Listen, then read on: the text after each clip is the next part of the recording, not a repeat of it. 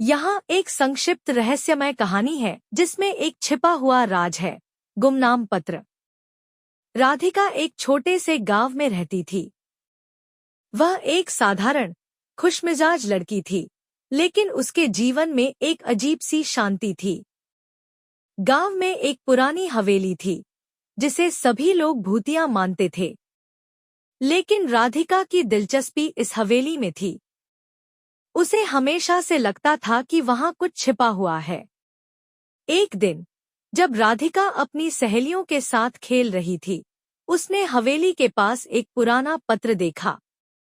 यह पत्र खंडहर में आधा दबी हुई जमीन में था। उत्सुकता से उसने पत्र को बाहर निकाला। उसमें लिखा था, जो सच्चाई को जानता है वही अंधकार को दूर कर सकता है। राधिका ने पत्र को पढ़कर अपने मन में सवाल उठाए। क्या यह सच था? क्या उस हवेली में कोई राज था? उसने फैसला किया कि वह हवेली का दौरा करेगी और खुद इस रहस्य को सुलझाएगी। हवेली में पहुंचकर राधिका ने महसूस किया कि अंदर की दीवारों पर कुछ अजीब चित्र थे। वह ध्यान से देख रही थी, तभी उसे एक दीवार के पीछे एक दरवाजा दिखाई दिया। उसने दरवाजा खोला और अंधेरे में कदम रखा। अंदर एक पुरानी किताब थी, जिसमें उस हवेली के पूर्व मालिक की कहानी थी।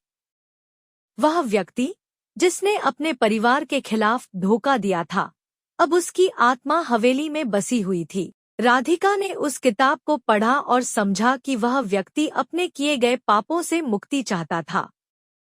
उसने फैसला किया कि वह इस रहस्य को गांव वालों के सामने लाएगी। गांव लौटकर राधिका ने सबको बताया कि हवेली में कोई भूत नहीं है, बल्कि एक आत्मा है जो शांति की तलाश में है। सबने मिलकर उस आत्मा को शांति देने का निर्णय लिया। अंत में हवेली के रहस्य का पर्दाफाश हुआ और राधिका ने साबित कर दिया कि सच्चाई हमेशा जीतती है। समापन। यह कहानी न केवल रहस्य को उजागर करती है, बल्कि यह भी दिखाती है कि हर राज की एक कहानी होती है, जो हमें जीवन में आगे बढ़ने की प्रेरणा देती है।